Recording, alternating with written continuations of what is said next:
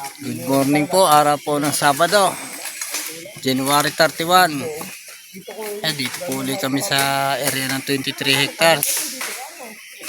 Dito naman kami sa may mga tanim na datihan pa. Ito po mga halaman dito. Yan, kaya po kalalaki na mga datihan. Ito. Bali walo po kami ngayon dito.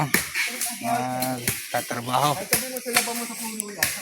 Ito po yung mga nagsipasok. Si Aloy, Kenneth, si Atan,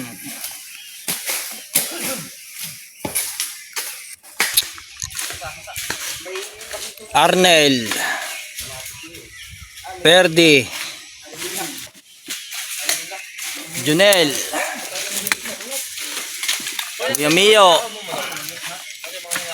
And dito po kami sa papunta sa taas ng ng Lakatanan. Paahon po kami doon. Ito naman pistong ito, paahon papunta doon sa Kubo.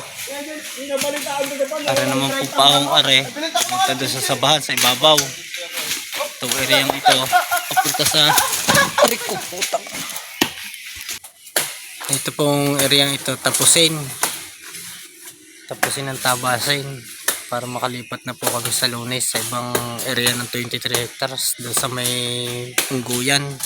Tabasin nila na din po yun, yung kahuyan doon pupunta doon sa Lindirsa ng Lawasa. Siguro naman po ito ay matatapos ngayong maghapon ang tabas.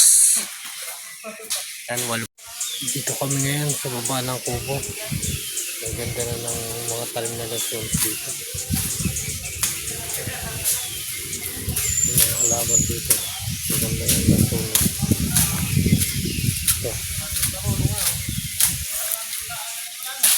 Ito na doon sila sa baba. May sapa pa kami naman doon sa Paigawo doon. Sa Sabahan. Sila naman. Tapusin nila ng tabas. Ito naman yung natirap sa kanina pa aga. Ayan. Gandang yan.